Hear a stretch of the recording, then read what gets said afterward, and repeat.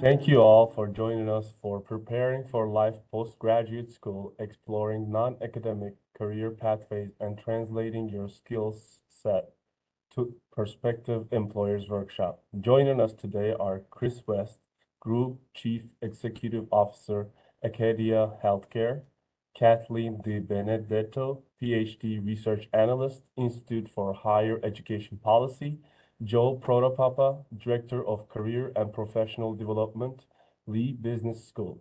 They're going to discuss how to communicate your skill set and translate these skills, knowledge, and abilities gained in a graduate school to potential employers. We're going to start with panelists introducing themselves, and then we'll open it up for the questions. Joseph, if you would like to get us started, you can go ahead. Sure. Thank you so much. Well, good afternoon, everyone. I'm Joe Protopapa. I'm the Director for Career and Professional Development in Lee Business School at the University of Nevada, Las Vegas. I have been working in this role for about 5 years, but I have almost 20 years of experience working in career and professional development on college campuses from across the country in warm places and in cold places. Luckily, I'm in a warm place now. So happy to be here and happy to add my perspective and expertise. Thank you for being here, Joe. And Katelyn? Hi, everyone. So my name's Katelyn DiBenedetto, and I graduated in 2018 with a PhD in anthropology, and I have kind of a unique kind of journey, I think, since then. So I did about a year and a half postdoc with the graduate college. I then went to DC, where I was a research analyst and then senior research analyst for 3 years with the Institute for Higher Education Policy. And I'm now at literally a little over a month with the Smithsonian Institution, where I'm a program manager for their Marine Geo program. And so I'm happy to kind of talk about how, I sort of translated the skills that I honed in, grad school to kind of these different positions. But it's been a journey, and it's one that I've really enjoyed and have continued to grow and learn a lot from. So I'm really excited to hear more from the panelists and, learn from them too, but also just to kind of answer your questions and give you all some advice as well. Thank you so much, Katelyn. And I kind of mispronounced your name. I'm sorry about that. Seriously, no worries at all. Thank you so much for being here. And Chris? I serve as the Group Chief Executive Officer for a few hospitals in the Seattle area. So that's where I'm currently located now. I live up in the mountains outside of eastern Seattle. So it's the snowy season now. You can probably see snow behind me. It's been an adventure for me, I think, like the other panelists shared, just to kind of get to where I am in my career. I served in the Army for 10 years, and I graduated with my master's in social work. And so I'm a master's level social worker by my core trait, but I've been in hospital administration for the past 10 years. So happy to. Chris, sorry to interrupt. Your camera turned off, and I think your internet is kind of, oh, I think Chris just got dropped out of call. We'll give him another opportunity when he joins back. He can just finish off, but I can just throw you guys the first question so we can kind of start answering. So first question we have is, how would your approach change when translating your skill set from grad school to a non-academic employer rather than an academic employer? And whoever wants to go ahead first, they can do that. Joseph, do you want to start off, and then I can kind of go after you? Sure. So that's a really, I think the answer to that question could go in many directions. But what I always tell students, regardless of the role that you're applying to, whether it's academic or non-academic, is you have to really familiarize yourself with the position and what they're looking for in that position, and then translate your skills that you have into the role that you're applying to. And so that could be challenging if you're let's say that you're you're finishing grad school and you have research experience and you have experience, you know, writing, and you have all those great skills that that you hone during your grad work, and then you're going to apply for non-academic, and you're going to apply for an academic related job, it's kind of easy to really make that transition because that's typically what they're looking for. But for a non-academic job, you have to be you have to take those skills and try to translate them in some way based on the job description that you have. So it's not uncommon for non-academic jobs to require someone who has strong communication skills, for example. And so if you have done research and then published your findings, well, publishing your findings is communication, right? It's written communication. So you have to take that and translate it into what that employer is looking for. And so it takes some practice. It's almost like taking a square peg and not trying to put it into a round hole, but trying to put it into a rectangular hole, right? So you have to try to mold it as much as you can, but there is symmetry, right? So you just have to find the symmetry and shift your focus into that non-academic job description and pull out how your skills apply to that. Thank you, Joe, for sharing that information with us. Katelyn? Yeah, sure. So I think one of the first things that I would recommend is to talk to someone who is a recent graduate that is in a non-academic job that's in your field. And if you can't find someone in your field, then just sort of in general, I think they will give you a lot of really good advice. I didn't really have someone like that. My cohort was one of the first that had a bunch of us go into non-academic jobs. And so it's actually, perhaps as some of you are kind of finding out, it's a little bit overwhelming, right? So you don't really know what kind of positions to apply for. You don't know yet really how to translate your skills really well. And so I think by kind of talking to someone that's gone through it, like they'll be able to kind of help you navigate the process. You also need to know kind of the difference between, you know, a curriculum vitae and a resume. Most jobs in general that are kind of outside of the university are not going to want a curriculum vitae. They're going to want a much more condensed resume. And if you send them a curriculum vitae, they might not review it. They could get annoyed. You know, that could, you know, kick you out. Like you need to be kind of like paying attention to that. Also thinking about your cover letter and how you structure it, the length and all of that is also like really key to kind of like knowing how to navigate that process. Making sure that kind of what is in the job description you are highlighting in your cover letter, depending on the type of job that you're applying for, it could actually be going through a whole bunch of like AI stuff. And so if you don't have some of these key terms in your cover letter, even though you could be like the best applicant for this job, you could get kicked out because it's not actually a person that's reviewing your application materials. It's going through technology first. So just kind of being aware of those sorts of things. And then the other thing is, and y'all are good at this because you're in grad school, is just really do your research around like positions and kind of the types of things that you're interested in. So as I mentioned, you know, I did find the process initially pretty overwhelming. And one of the things that helped me kind of figure out what types of positions that I would actually be competitive for, because, you know, like director positions sound really cool right out of grad school, but you might not actually have the experience. And so it's actually looking on, you know, websites for companies that you're interested in and seeing, you know, what is the background of the person in that position. So if a lot of your research analysts or your program managers look like recent graduates, or they're kind of within a couple of years out of grad school, like those are probably positions that you can apply for that you might be competitive for, or that you're hopefully competitive for. You know, but if you're looking at a director position and it's someone that's been in the field for like, you know, 10, 15 years and you're right out of grad school, you know, that might not be something that you're perhaps as competitive for. And so it's really kind of just, you know, doing your research, seeing kind of, you know, who else and their background that are in jobs that you're interested in. So I think that's to start kind of some of the advice I would have for this. Thank you so much, Katelyn. Can I just add on to something that Katelyn said? Of course, Joe. Yeah, so I think she brought up several great points. I think one thing that you'll need to get used to if you're applying for non-academic roles is brevity. Brevity is key.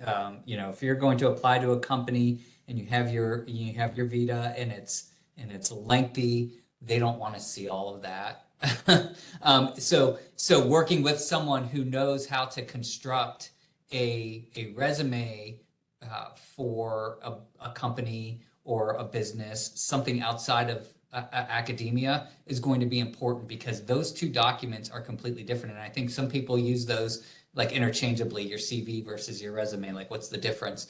And then the second thing that you will have to be mindful of is applicant tracking systems. So when you're applying outside of academia, a lot of companies and firms will use applicant tracking systems to in other words, they use software to weed out candidates. And so you have to have certain keywords. And so as Katelyn was saying, that's why being familiar with the job description and making sure that you're making those matches in your resume and cover letter is so important because a human may not even be looking at it to screen you for an interview. And so that's just the reality of things. And so you want to make sure that you position yourself to get an interview or to get a look from an actual human being who has eyes.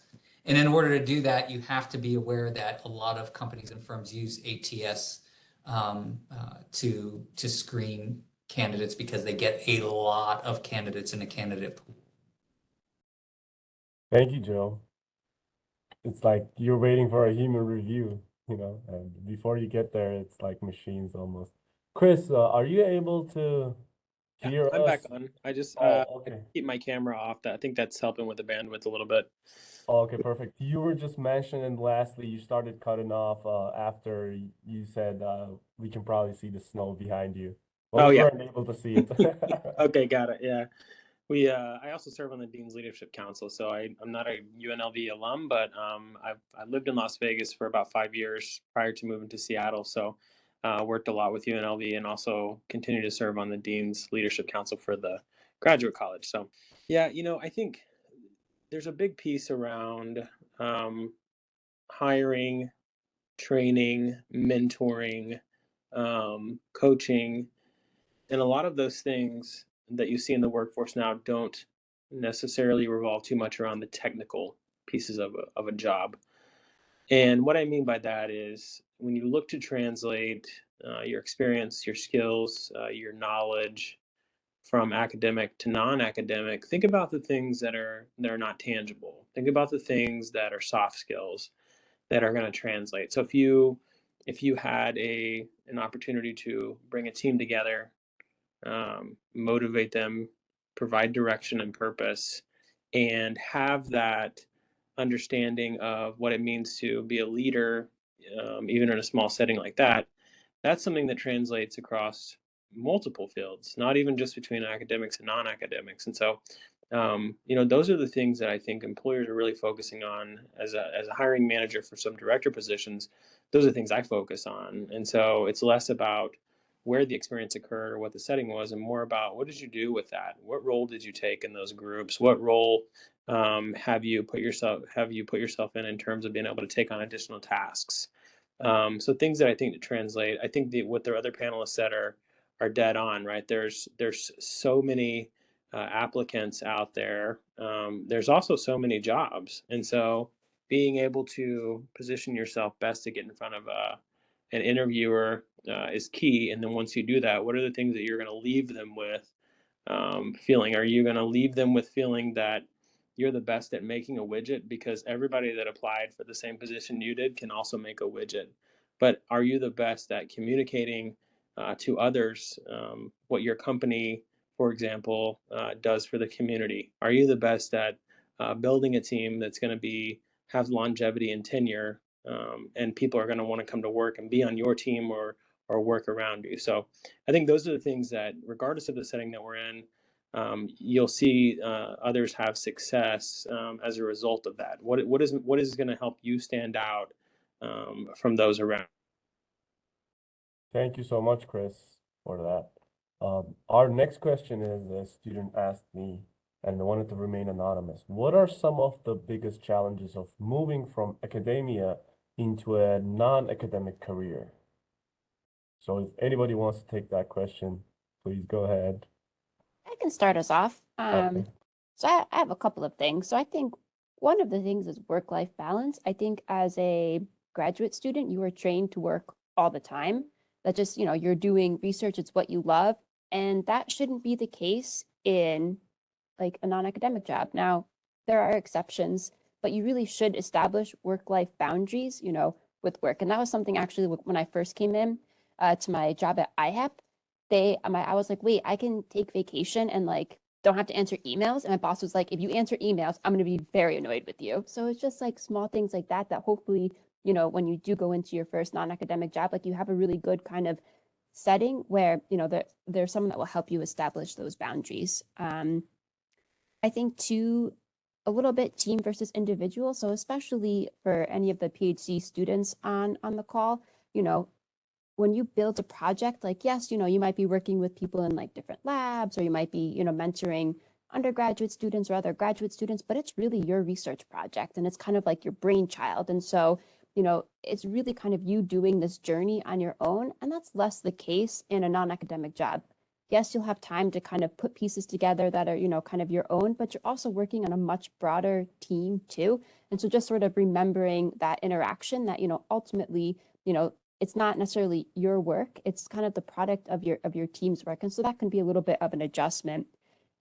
For those of you that are interested in nonprofit jobs, being grant funded, especially if you're funded by, philanthropy organizations or, non-federal, that can kind of dictate your research. And that was like deeply uncomfortable for me when I first left and realized that, yes, you have a say in kind of what the research project is, but, the person that is funding your research, whatever organization, also has, kind of, it's their money, right? So they also kind of want to make sure that there are certain results that, they are potentially seeing, or, kind of certain way of framing things. And that could be like really tricky to navigate, even though your organization might not necessarily, want that. It's sort of this like fine line between, okay, how do we make sure that we're promoting organizations like mission and visions with this work while also keeping our funders happy, because that's how we stay open. And so those are just kind of a couple of examples of, things that I think were a little bit challenging for me when I left, an academic setting. Thank you, Katelyn. Joe, do you want to add something?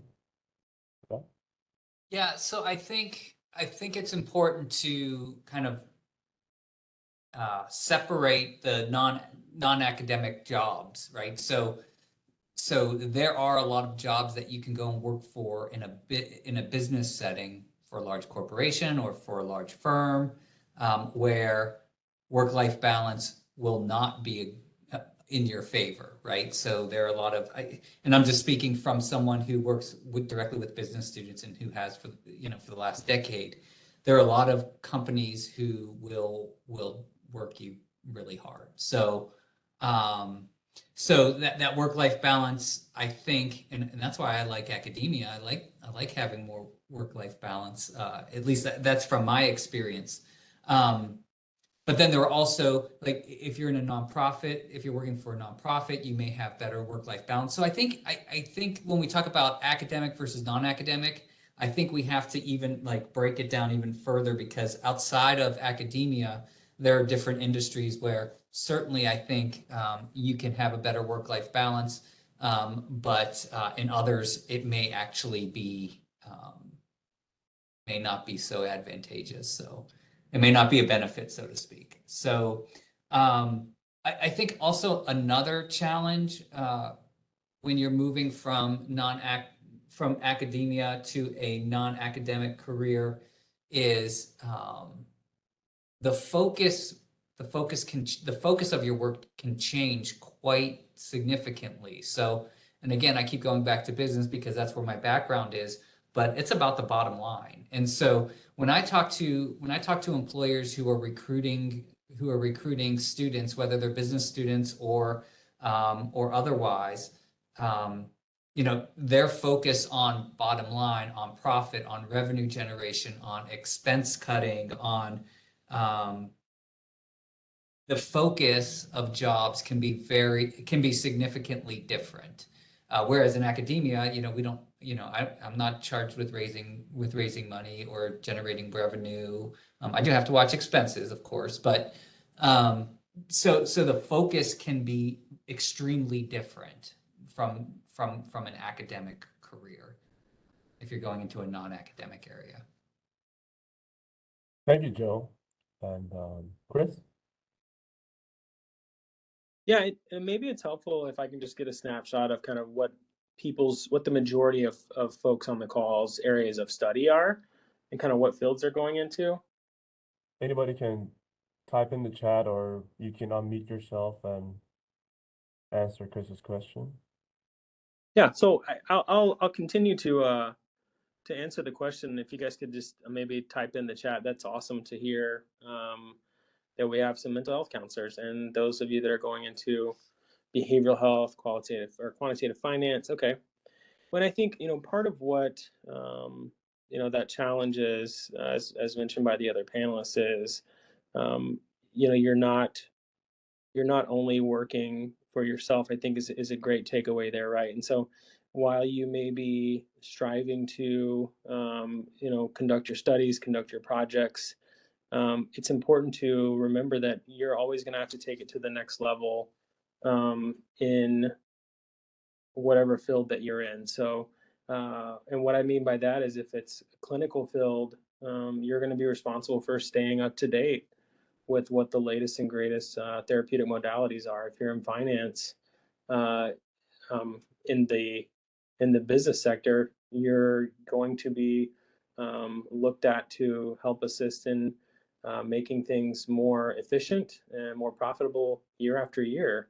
And so I think that's kind of it's not necessarily a different drive. You have to maintain your passion, but it's just something that I think we have to keep in mind as we do transition away from academia, is that um, there has to be a way to keep the doors open and the lights on, and a lot of times that's driven by our ability to produce a quality product at kind of a high rate. So, yeah, no, I think the other panelists really had it nailed it down. So, thank you.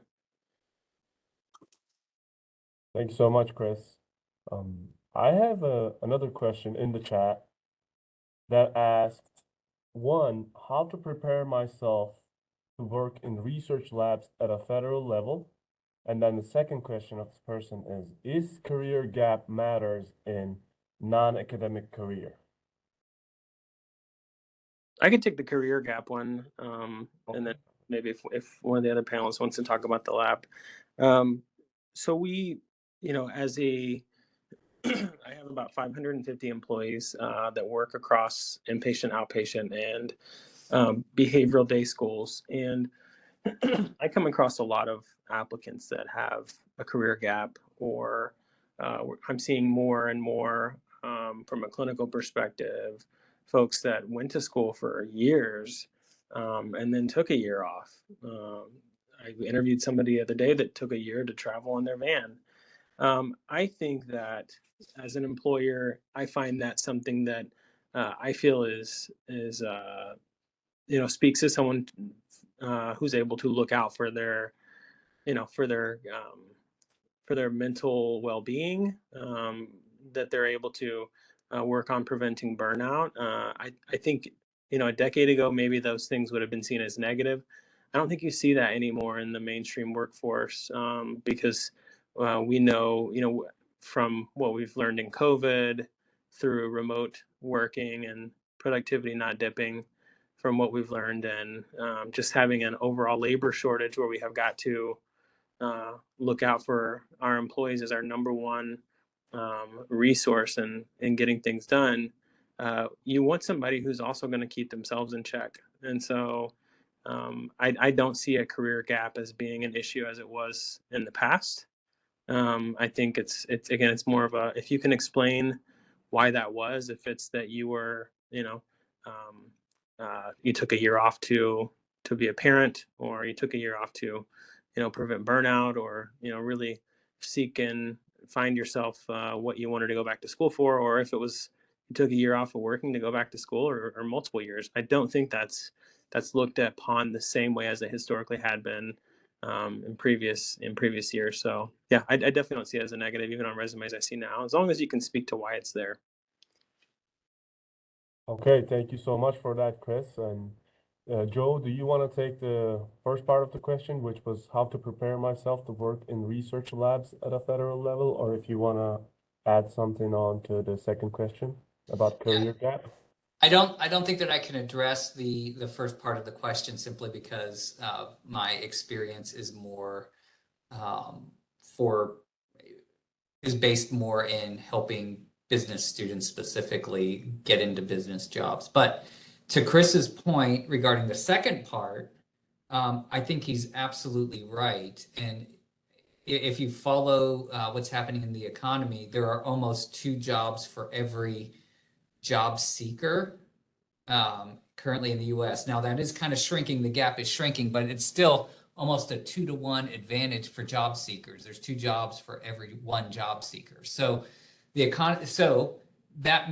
that means is employers are starting to change the way that they look at candidates. So whether that means they place less importance on grade point average, gaps in experience, gaps between undergrad and grad, whether they're more likely to or more open-minded about which majors that they will consider for a role. I think that it's evolving quickly because employers are trying to find good candidates to bring into their companies or organizations, and as a result, they're placing less emphasis on things that 5 or 10 years ago they would have looked at and maybe said, we can't even consider this candidate because they're not majoring in this, or they don't have this high of a GPA, or they have a gap in their work history. So I think it's evolving quickly. And part of that is COVID. Part of that is just the current economic weather. So, but in terms of the first part of the question, I don't think that I'm equipped to answer that. I can, because I actually work for federal, well, I'm trust funded, but the Smithsonian is also federal government. And so we have researchers that are federally funded. And so I would actually say that it's very similar to what you're doing in, your graduate studies. There are PIs, so like there are like different labs that have different kind of like specialties, and there's a PI that oversees the lab very much like grad school, and sort of within the lab there are kind of different positions. And so you might have your technicians, which are kind of sort of more of your like entry level positions. Typically they don't have PhDs, it's usually bachelor's or master's degrees. And then you have kind of some of your more like senior researchers that have more your PhDs and so on. And so it's really similar. You have a question that you're looking at. Most of your funding often comes from federal grants, but then you're also writing grants too, depending on kind of what the project is. You have to make sure that you are staying on budget, staying on timeline. So it's and then you're also collaborating with other researchers as well, both within your institution and then across institutions. Like we work all the time with faculty at different universities. I would say though that this is another good chance, and I think you're going to probably hear this a lot from us, that if there's a particular federal agency that you're working in, reach out to someone that's at your level and talk to them, especially if you're still kind of a couple of years out from grad school. Like, hey, do you have any recommendations for me? Do you have any internships? That's actually super key.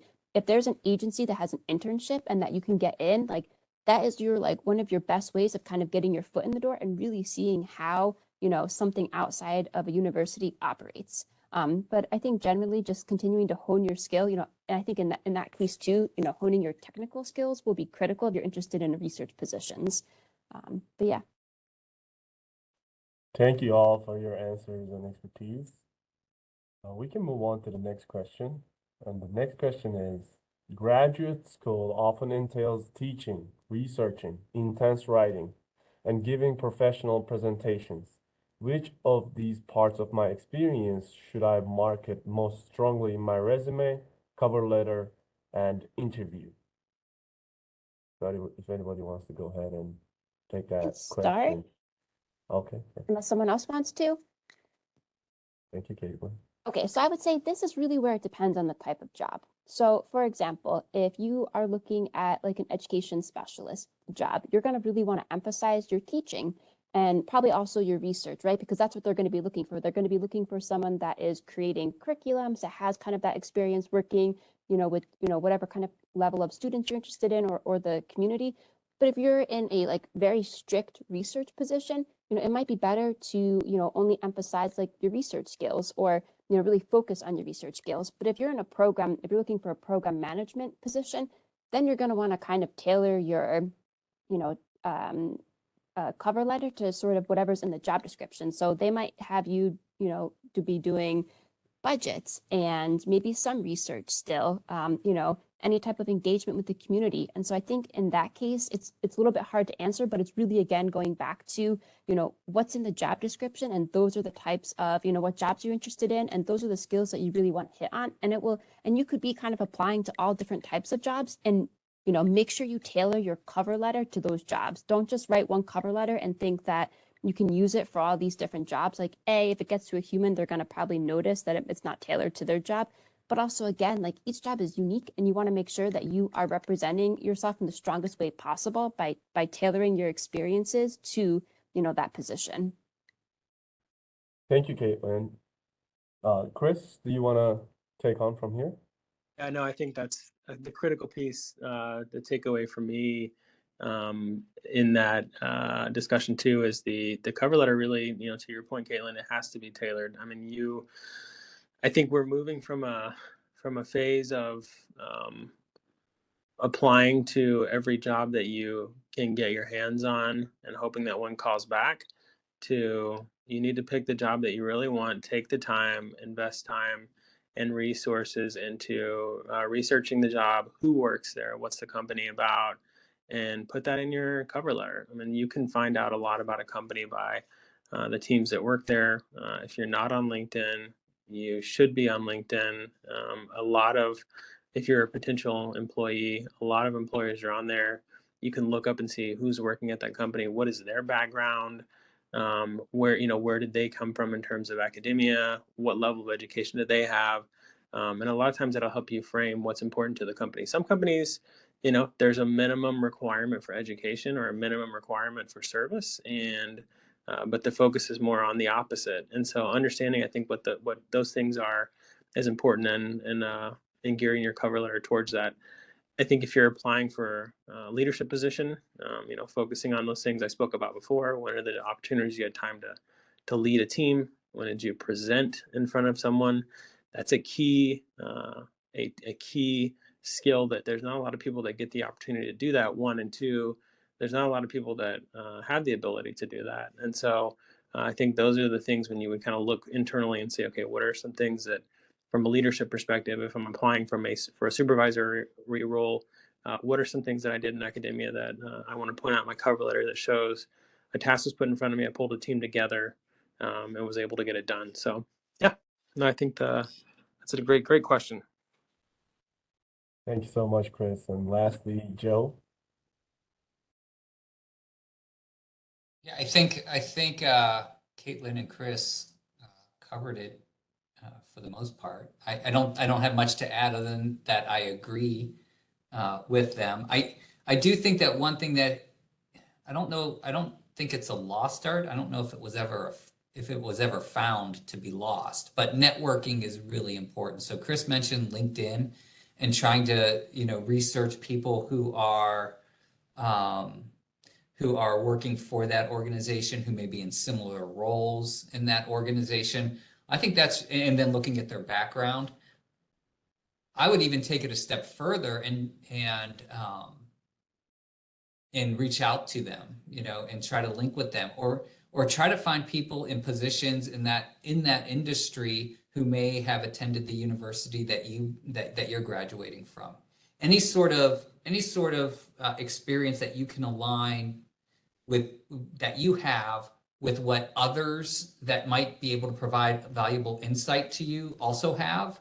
I think that's really important. So for example, I was talking to a student who was interested in, she just had a minor in business. She had a minor in, I think, marketing. So she wasn't even a business major. and she was interested in investment banking. And it's like, wait, how do you get to investment banking from being a marketing minor?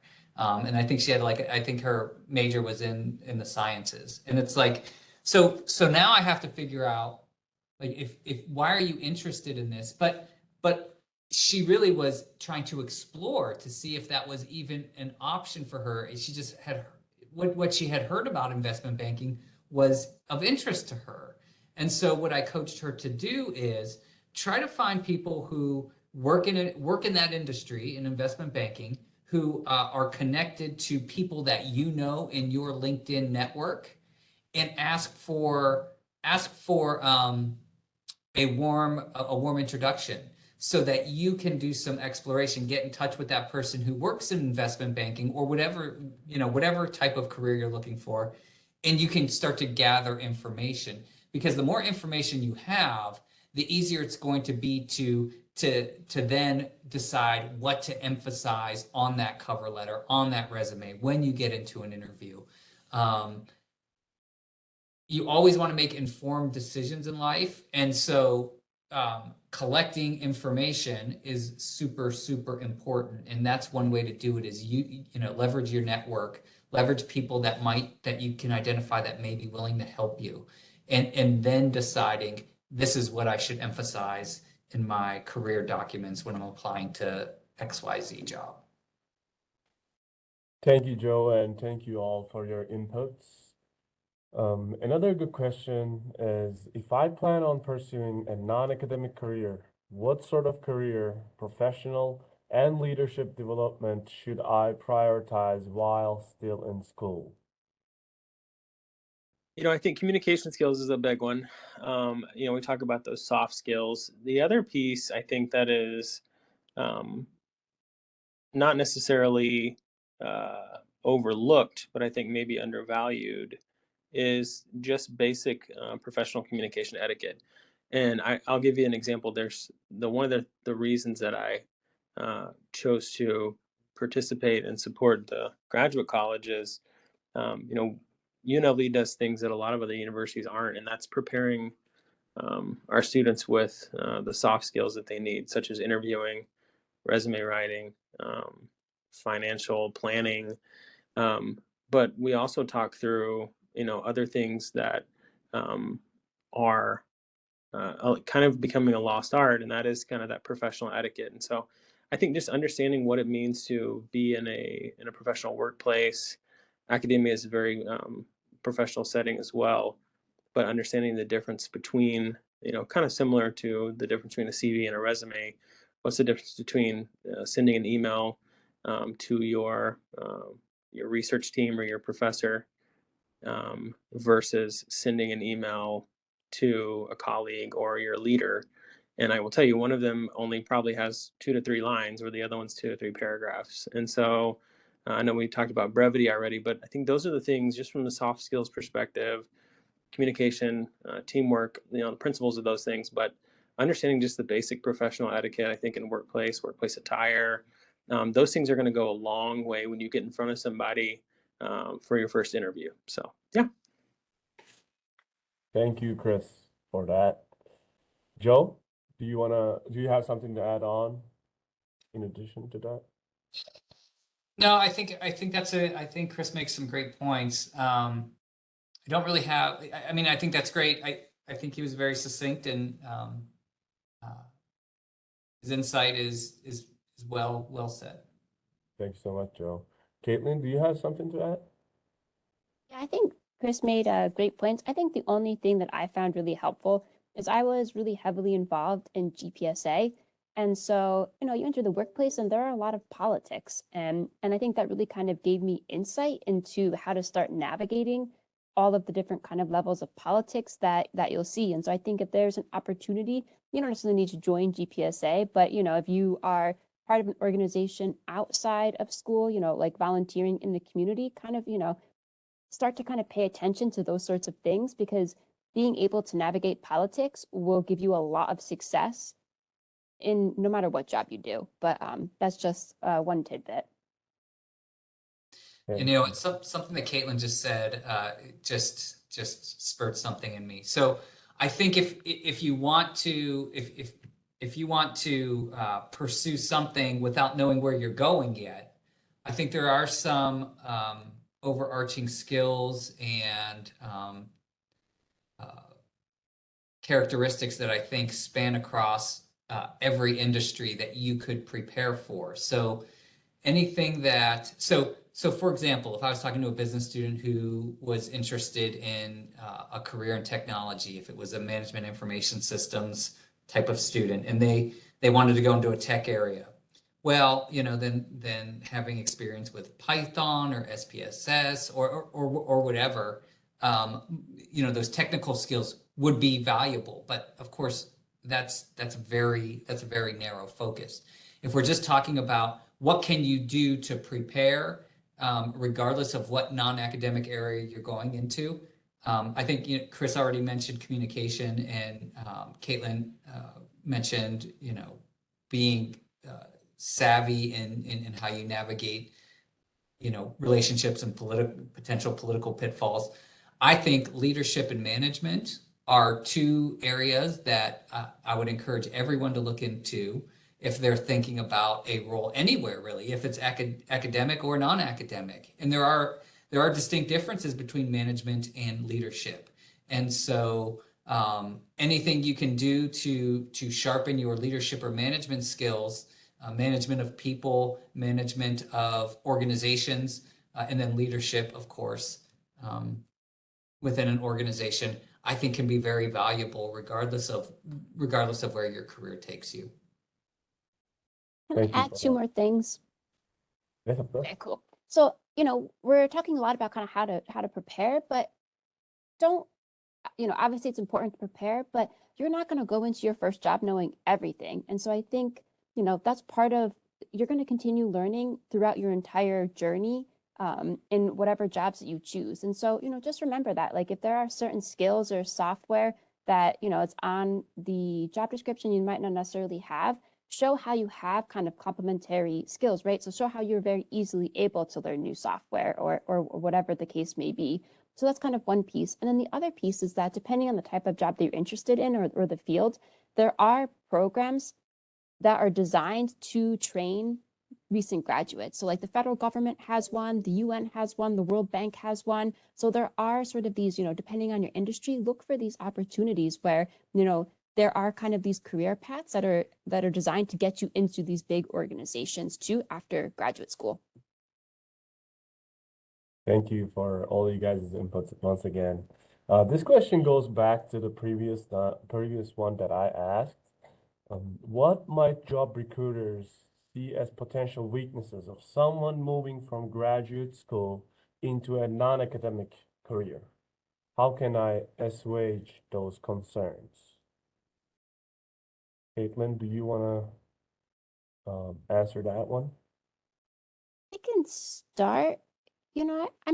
So I guess to preface, I've never been, well, I have been on the recruiting side, but recent graduates have never concerned me. So I'm going to kind of go in with sort of like this lens. I think maybe some of the things that they might be looking for is if you're over or underqualified for a job, right? And so I think it's really, again, important to do your research on the types of positions that you're applying to and making sure that you are applying to jobs that are, that you're competitive for. Because I think if you're applying to something that requires like 15 years of, experience in the field, and they have a PhD and they're looking for someone with a PhD, like, and you're coming out of graduate school, like you're most likely not going to be competitive for that position. So I think that's kind of like one piece. I think too, maybe salary, depending again on kind of the type of position that you're applying for. You could be looking for something and they might want to pay you something else. And so I think it's really important to learn how to negotiate your salary and to know kind of what you are worth. And I know like the graduate college and the career services has workshops on that. So I think those are kind of two pieces that come to mind for me. But I'm very curious to see what Joseph and Chris say, because they probably have a bit more experience with this than me. Thank you, Katelyn. So potential weaknesses of someone moving from academia to a non-academic career, and how can you get over that? So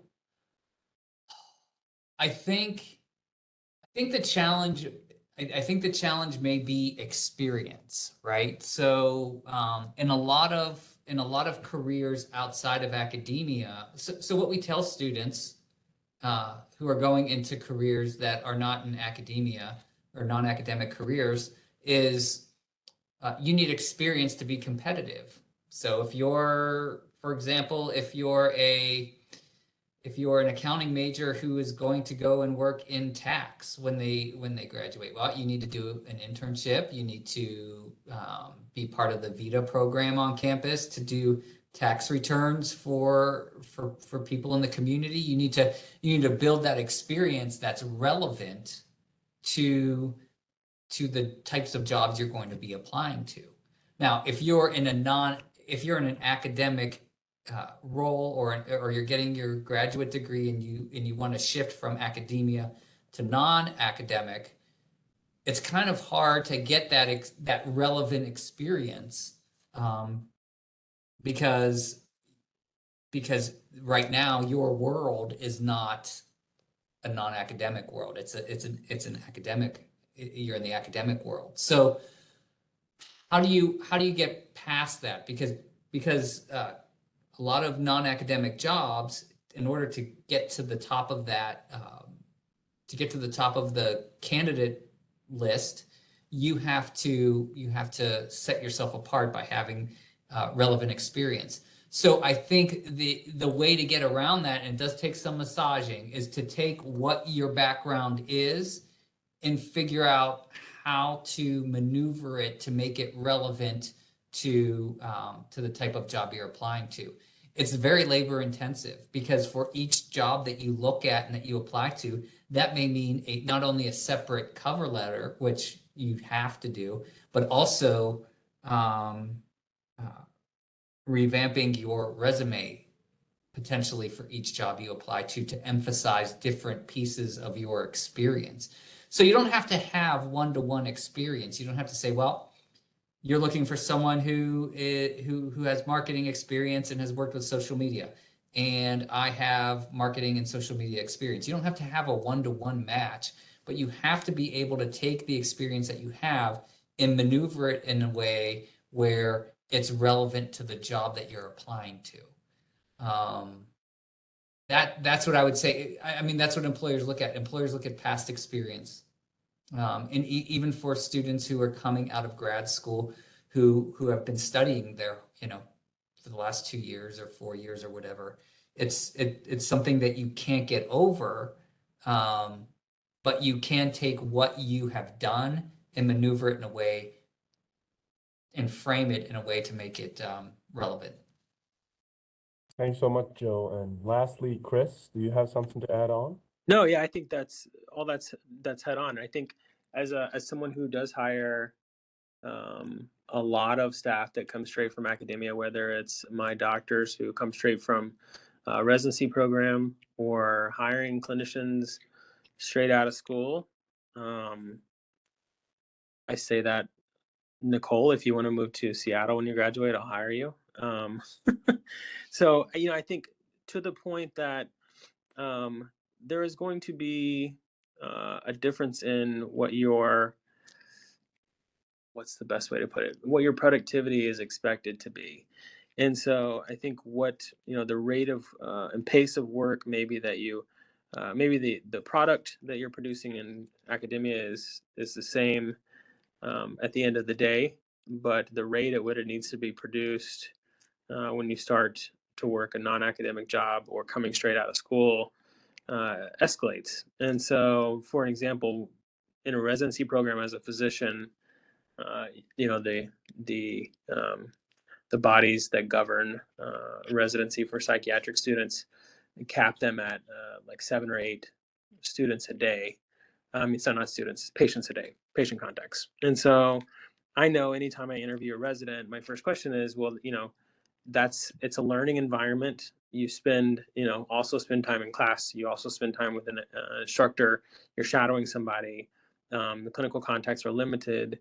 Going from that and ramping up to a higher clinical contact number a day, what are your concerns about that? What are your fears about that? What do you feel like you'd be able to manage effectively your time in producing more with the skills that you've been taught in academia? And so I think, to the question of how do you prepare to combat those weaknesses, just look at what the job is and what you've been doing in academia and what the expectations are going to be from an output perspective, and what those are going to be different when you go to work for this job, and be prepared to speak to that and say, look, I know I wasn't at the point of producing 3 widgets a day. I was only doing 1, and I was learning how to do it perfect, but I feel like I could easily do 3 a day, and here's why.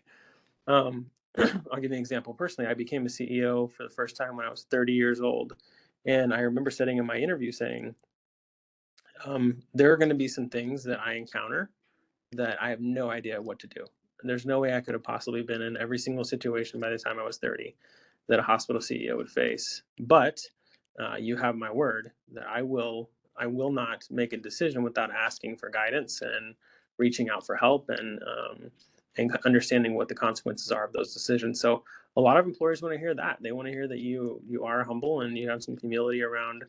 There's going to be things that you don't know, and they just want to know that you're going to ask for help and not just take the liberties of doing something that could be wrong. So Thank you so much, Chris, for sharing your expertise too. We're coming close to that 1 hour mark and towards the end of our workshop. I wonder if you guys have any other additional thoughts to add on, Katelyn, Joe, or Chris. yeah, I just had one quick one that I'm really glad you gave this, because I wanted to be able to share this. Yeah. A lot of times you come out of school and you want to jump into a leadership position, or you want to hold out for a leadership position. The way the job market is now, people are turning over, and I don't think it's negative. I think the opportunities are so boundless that people are sitting in roles for 2 to 3 years, and they're getting promoted within 2 to 3 years, and they're getting promoted again and getting promoted again. So if you don't see the role that you want now, but you see the company and the role is in sight, I think go for it, and just be ready that any day that person ahead of you is going to move on, or they're going to get promoted. And it's not like the days of the past where people are sitting in those roles for 5, 10, 15 years.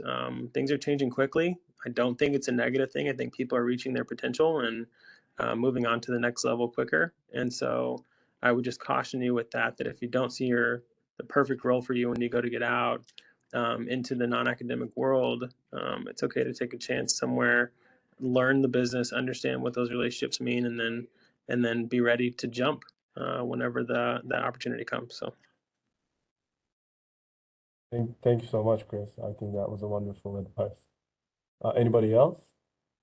I have 2 things. So one, applying for jobs is hard and it can be kind of demoralizing sometimes. I mean, you are submitting a lot of applications. You don't always hear back. So it's like this black hole. You have no idea what happened to your application.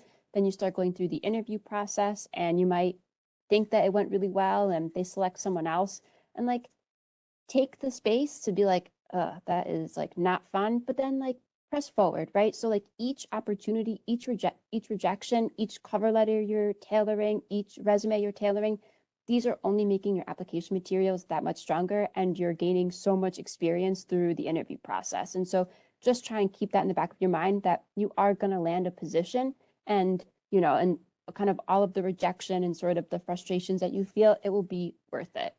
The other thing I want to add, and I think it's kind of similar to what Chris said, is, your dream job could change. So I guess 2 things, you might not land your dream job, your first job out of grad school, and that's okay. Again, what are the skills you're learning? Always keep that in the back of your mind. You want to make sure that you're in a position and it is benefiting you, because you want to be able to grow and reach that dream job. The other thing is your dream job could change, which is really what's the wonderful thing about kind of entering the workforce. You start kind of going through different, you start honing different skills, meeting people, and you see what's out there. And so be open to opportunity. Even if it's scary and if it's uncomfortable, it can really take you and in wonderful places. Thank you, Katelyn, for this great advice. Joe, is there anything else you want to add before we close off? Yeah, just the one thing that I would keep in mind in terms of your mindset as you go into a job search when seeking a job outside of finding a non-academic career or job. Is that and so I've worked for the last 10 years in business schools, but prior to that I was working in a private liberal arts institution, and the power of transferable skills is real. It is very real. There are millions of people all over this country who have degrees in areas that do not align with what they are doing, but they have figured out a way to sharpen the right skills and position themselves in a way to be valued by organizations outside of where they thought they would ever go in their careers.